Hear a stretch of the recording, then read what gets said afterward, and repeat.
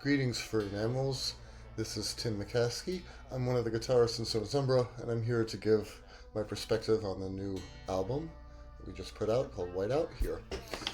I've been in the Sonosphere for a while now, and before that I've been close friends for a long time with both Andy and Luis through both graduate school and other bands we've played in together, like Mike could. So in all of that time, I've played with him on instrumental albums and other albums with different sorts and themes of lyrics. Given all that, Whiteout was a brand new experience for me as a band member. The collaborative mix of every album I've been on has varied as the years go by, and Whiteout probably features more friends and musical colleagues than any album I've played on, so I'm very thankful for that.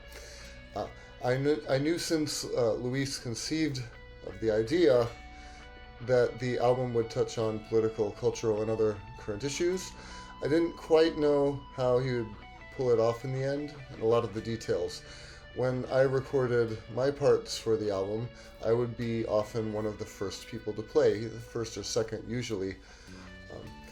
Usually there would be just bass or MIDI ideas to record on, and I knew of spaces in the arrangement where gaps would be, or musical spaces would be for sound effects, spoken quotes, and other things like that.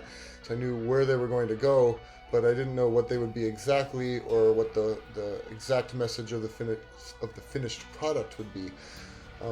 Once my parts were done, I consulted with Andy and Luis on sounds, but then mostly it was in their hands, and it wasn't until later in the process, when I'd hear the final version, I would get an idea of the song's narratives and how we would communicate our message. So in that sense, I got the same experience a lot of our guest players and new listeners got as they heard Whiteout for the first time. It's lots of feelings to feel while you listen to this, and some things that surprise you. I'm really blown away by how all of that went.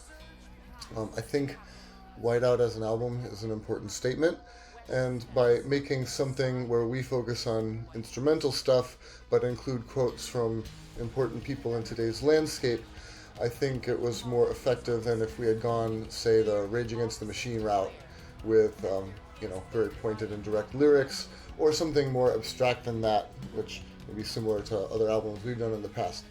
I do like how the album can speak to people with different political leanings. I love how it also has, to me at least, a hopeful and resonant message at its core.